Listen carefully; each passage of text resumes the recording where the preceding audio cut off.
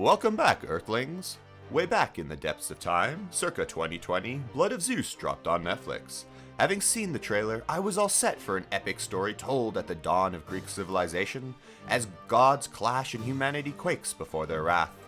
Where mortals caught up in the scheming nets of the Olympians are forced upon strange roads, and heroes and villains far afield rise and fall. And what was hoped for was given in plenty.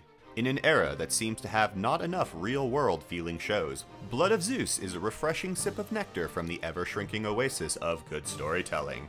The characters are real, their motivations understandable, and the animations they inhabit enrich the story with beautiful landscapes and stunning battle scenes.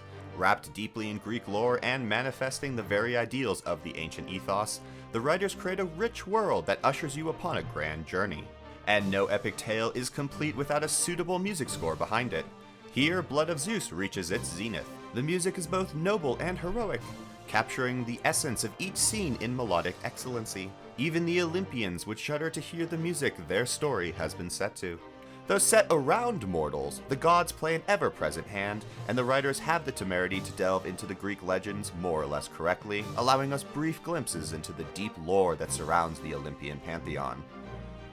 In Season 1, the ever-philandering Zeus runs afoul of his vengeful wife Hera, which leads to chaos and death upon the mortals caught up in the whirlwind of the gods. Out of that maelstrom, our main characters, Heron and Seraphim, struggle to survive in a turbulent world, caught between the fates and the gods. But when the gods quarrel, it is not just mortals who suffer. As the old adage goes, beware a vengeful god. As Zeus goes further and further to save one of his sons, Hera is willing to risk the world in her quest for retribution. As Hera's thirst for justice rages, our young mortals must make a choice, and one of the gods must make the ultimate sacrifice. Yet as the climax of Season 1 unfolds, the birth of Season 2 is already underway. In Season 2, we are given a beautiful retelling of the love story between Hades and Persephone. Hades, the lord of the underworld, brother of Zeus, is a fascinating character whose image has long been marred by his station and fear.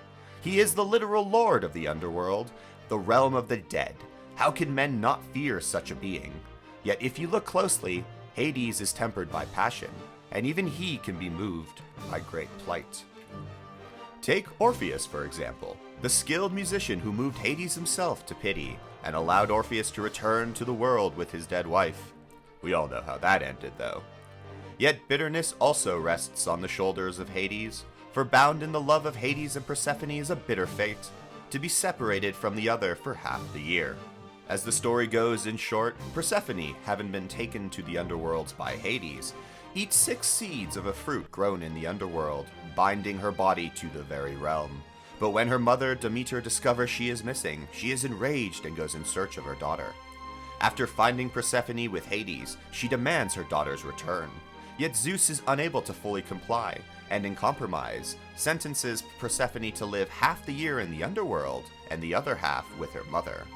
This is why winter occurs, for when her daughter is in Hades, Demeter withdraws her power, leaving the world in frost until the time comes when she is reunited with her daughter and spring comes once again. As Hades seeks to break the cycle, Heron is sent to recover Seraphim, who Hades himself wishes to use to fulfill his own purposes. Caught between kin and the gods again, Seraphim must choose which path to walk, and upon both roads dire consequences are waiting for him and those he loves. While the epic clash at the end of Season 2 rages, a hero steps forth to end the war and restore order. With peace all but guaranteed, one last fateful action turns the course of history. In the end, love really can almost destroy the world, if not properly checked. Enraged at this bitter betrayal, Gaia, goddess of the earth, unleashes the ancient foe of the gods, the Titans. As a quick aside, there are certain clashes between Greek lore and the show, and though I could go into the differences now, I feel that they don't really matter in regards to the show and ultimately are small grains of sand in a beach of awesomeness. Anyway, in Season 3, with the return of Typhon, the gods of Olympus are utterly routed. As Heron and Seraphim race to save a soul, Typhon journeys into Tartarus to free Kronos, father of Zeus and some of the other Olympians. With the return of the Titans, friends and enemies must set aside old enmities and rally together, facing a grave threat of old. In a desperate ploy for time, our heroes invoke the trials of old, 2-on-2 combat. In the end, the sacrifice by some leads to the peace of many, and the birth of legends swell over a grateful land. In the heavens, they are memorialized as victors of a hard-won peace, and set in the stars as reminders of the builder who crafts, the warrior who covets glory, the daughter who loves, and the hero whose sense of duty is just. The writers tell a great tale, wrapped neatly together with stunning scenery and battle shots, and tied by a truly epic music score that encapsulates the gravity of the show.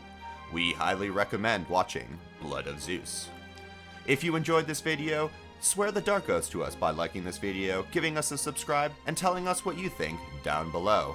Until next time, sayonara.